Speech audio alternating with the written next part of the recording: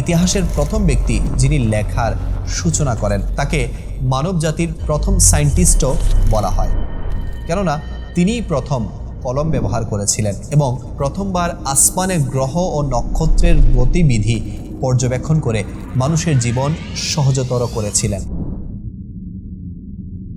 Viewers, web series নবীদের যুগের চমৎকার ঘটনাবলীর চতুর্থ পর্বে স্বাগত। আপনাদের রেগুলার সাপোর্ট আর সাথে থাকাটাই আমাদের জন্য বিশাল ইন্সপিরেশন। আগের পর্বগুলো যেভাবে আপনাদের জ্ঞান ও আগ্রহ বাড়িয়েছে, অনুরূপ আজকের এপিসোডেও নবীদের জীবন থেকে একটি নতুন অধ্যায় নিয়ে আলোচনা করব। নবী করিম সাল্লাল্লাহু আলাইহি ওয়াসাল্লাম মেরাজ সফরের ঘটনাটি নিশ্চয়ই আপনাদের মনে আছে। নবী করিম সাল্লাল্লাহু আলাইহি ওয়াসাল্লাম প্রতিটি আসমানে একজন করে নবী বা রাসূলের দেখা পেয়েছিলেন, কিন্তু চতুর্থ আসমানে কার সাথে দেখা হয়েছিল মনে আছে? চতুর্থ আসমানে দেখা হয়েছিল হযরত ইদ্রিস আলাইহিস সালামের সাথে। তিনি হযরত আদম আলাইহিস সালাম এবং শীস আলাইহিস সালামের পর তৃতীয় নবী হিসেবে পরিচিত। তিনি হযরত আদম আলাইহিস সালামের ৩০৮ বছর পর জন্মগ্রহণ করেন। তাকে মানব জাতির প্রথম সায়েন্টিস্টও বলা হয়, কেননা তিনিই প্রথম কলম ব্যবহার করেছিলেন এবং প্রথমবার আসমানের গ্রহ ও নক্ষত্রের গতিবিধি পর্যবেক্ষণ করে মানুষের জীবন সহজতর করেছিলেন। কোরআনে পাকে তার নাম দুইবার এসেছে। সূরা মরিয়মের আয়াত নম্বর ৫৬ ও ৫৭-র মধ্যে আল্লাহ তাআলা ইরশাদ করেন, যা কানজুল ঈমান থেকে অনুবাদ, এবং কিতাবের মধ্যে ইদ্রিসকে স্মরণ করুন, নিঃসন্দেহে সে অত্যন্ত সত্যনিষ্ঠ ছিল, অদৃশ্যের সংবাদসমূহ বর্ণনাকারী, এবং আমি তাকে উচ্চ স্থানে অধিষ্ঠিত করেছি। আল্লাহ তাআলা কোরআনে পাকের আরও একটি জায়গায় ইরশাদ করেন, যা কানজুল ঈমান থেকে অনুবাদ, এবং ইসমাইল, ইদ্রিস ও জুল কিফলকে স্মরণ করুন, তারা সবাই ধৈর্যশীল ছিল এবং তাদেরকে আমি আমার অনুগ্রহের অন্তর্ভুক্ত করেছি। নিশ্চয়ই তারা আমার বিশেষ নৈকট্যের উপযোগীদের অন্তর্ভুক্ত ছিল।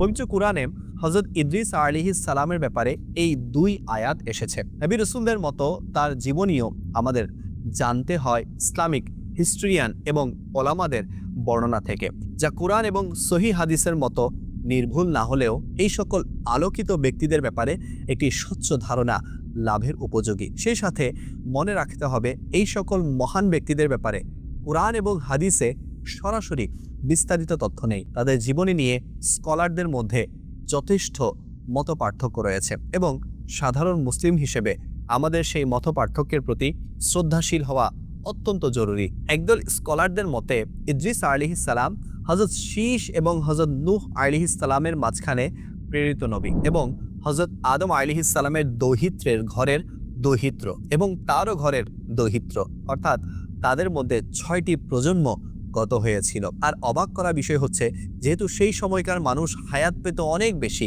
আদম আলাইহিস সালাম ৯০০ বছরেরও অধিক সময়কাল বেঁচেছিলেন। তাই ওলামায়ে কেরামের মতে হযরত ইদ্রিস আলাইহিস সালামের জন্ম আদম আলাইহিস সালামের জীবদ্দশায় হয়েছিল। আরেক দল ওলামাদের মতে ইদ্রিস আলাইহিস সালাম হচ্ছেন বনি ইসরাইল জাতির নবী, যেহেতু আল্লাহ তাআলা পবিত্র কোরআনে সূরা মারিয়ামে ইদ্রিস আলাইহিস সালামকে ইব্রাহিম, ইসমাইল, ইসহাক, ইয়াকুব, হারুন, মুসা, জাকারিয়া এবং ঈসা আলাইহিমুস সালামের সাথে উল্লেখ করেছেন। তাফসিরে রুহুল বায়ানে বর্ণিত হযরত ইদ্রিস আলাইহিস সালাম হচ্ছেন ইতিহাসের প্রথম ব্যক্তি যিনি লেখার সূচনা করেন। লেখা এবং পড়া যে আসলে কতটা বিস্ময়কর একটি ব্যাপার, তা নিয়ে হয়তো আমরা খুব একটা চিন্তা করি না। ভেবে দেখুন, একজন ব্যক্তি একটি কাগজের মধ্যে কালি দিয়ে কিছু দাগ আঁকলেন, আর সেই দাগগুলো দেখলো মাত্রই সে সেই ব্যক্তির মনের কথাগুলো বুঝতে পারল এবং এর ফলে শত শত বছর আগে গুণীজনেরা সরাসরি ভবিষ্যৎ প্রজন্মের সাথে কথা বলতে পারছে। কি আশ্চর্য এক প্রক্রিয়া!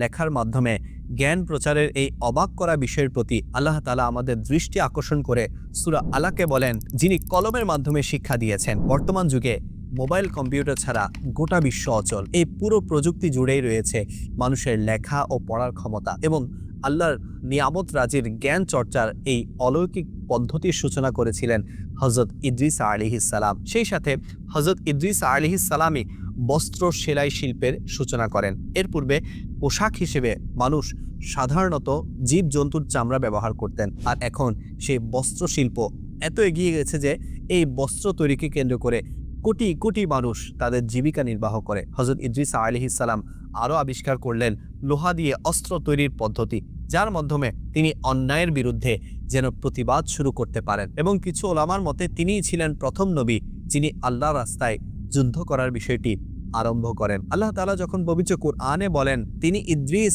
আলাইহিস সালামকে উচ্চ মর্যাদায় উন্নীত করেছেন, এর মানে কি তা নিয়ে মত পার্থক্য রয়েছে। তার ওফাতের বিষয়ে একটি বর্ণনা আছে যেখানে বলা হয়েছে তিনি এক ফেরেশতার সাথে বন্ধুত্ব করে চতুর্থ আসমানে মালাকুল মউত বা মৃত্যুর ফেরেশতার সাথে সাক্ষাৎ করতে যান এবং মালাকুল মউত সেই চতুর্থ আসমানে তার রূহ নিয়ে নেয়। ইমাম আহমদ রেজা খান রাহমাতুল্লাহি তাআলা আলাইহি এই বিষয়ে বলেন, হযরত ইদ্রিস আলাইহিস সালামের আকাশে যাওয়ার ঘটনায় ওলামায়ে কেরামের মধ্যে মতভেদ রয়েছে, তবে এতটুকু বিশ্বাসের সাথে নিশ্চিত হয়ে বলা যায় যে তিনি আসমানে উত্তোলিত হয়েছেন। তিনি রাহমাতুল্লাহি তাআলা আলাইহি আরও বলেন, চারজন নবী বর্তমানে জীবিত আছেন, কারণ তাদের সম্পর্কে আল্লাহ তাআলার প্রতিশ্রুত সময় এখনো আসেনি।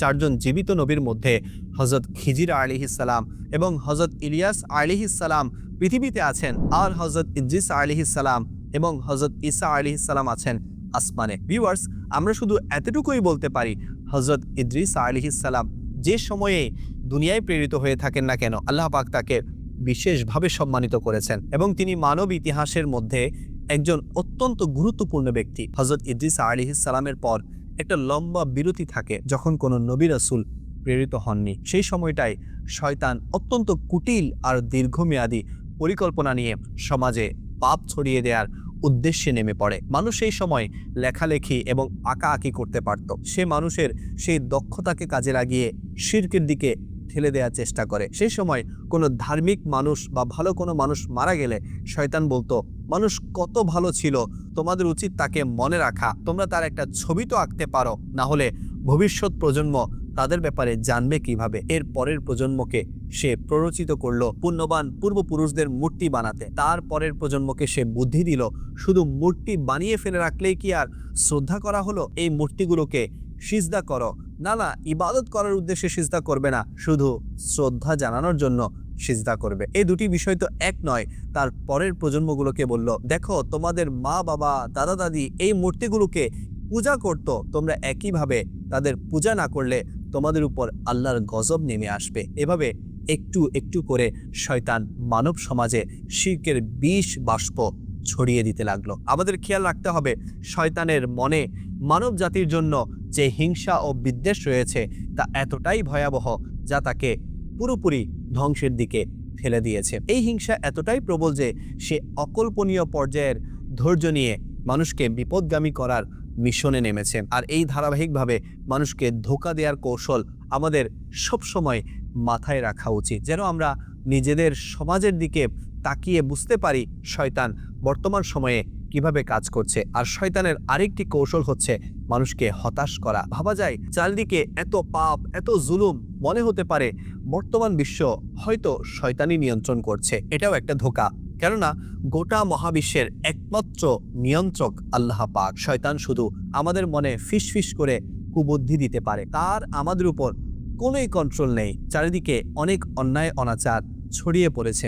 এটা দেখে যেন মানুষের ভালো কাজ করার সক্ষমতার ব্যাপারে নিরাশ না হয়ে যায়, কেননা মহাবিশ্বের রব তো আমাদের উপর নিরাশ হয়ে যাননি। তিনি তো আমাদের প্রতিদিন প্রতিক্ষণ বেঁচে থাকার জন্য যা কিছু প্রয়োজন সবকিছুই মমতা ভরে দিয়ে যাচ্ছেন, যেন আমরা তার দিকে ছুটে যাই, জান্নাতের দিকে ছুটে যাই। অতএব শয়তানের কুমন্ত্রণা যেন আমাদের নিরাশ না করে। এই ঘটনা থেকে আরও একটি বিষয় শিক্ষণীয়, তা হলো প্রতিটি বিষয়েরই ভালো খারাপ দিক আছে। আল্লাহ তাআলা হযরত ইদ্রিস আলাইহিস সালামকে লেখনির মাধ্যমে আল্লাহর বাণী প্রচারের জ্ঞান দিয়েছেন। শয়তান মানুষের সেই দক্ষতা কাজে লাগিয়েই ধীরে ধীরে শিরকের দিকে এগিয়েছে। বর্তমান সময়ে আমাদের হাতেও রয়েছে অবাক করা সব প্রযুক্তি, সব ধরনের জ্ঞানই আমাদের হাতের মুঠোয়। আমরা চাইলে তা হযরত ইদ্রিস আলাইহিস সালামের উদাহরণস্বরূপ ভালো কাজে ব্যবহার করতে পারি, অথবা শয়তানের ওয়াসওয়াসা অনুযায়ী পাপ কাজে ব্যবহার করতে পারি। Mobile phone, tab, television, Facebook,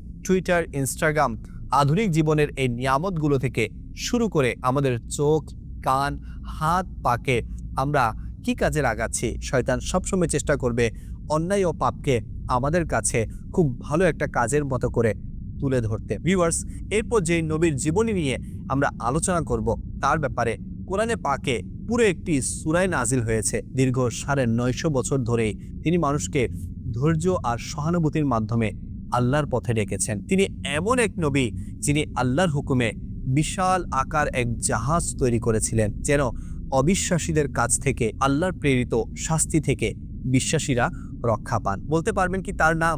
ইনশাআল্লাহুল করিম শুনবো পরবর্তী পর্বে। সে পর্যন্ত সবাই ভালো থাকুন, সুস্থ থাকুন।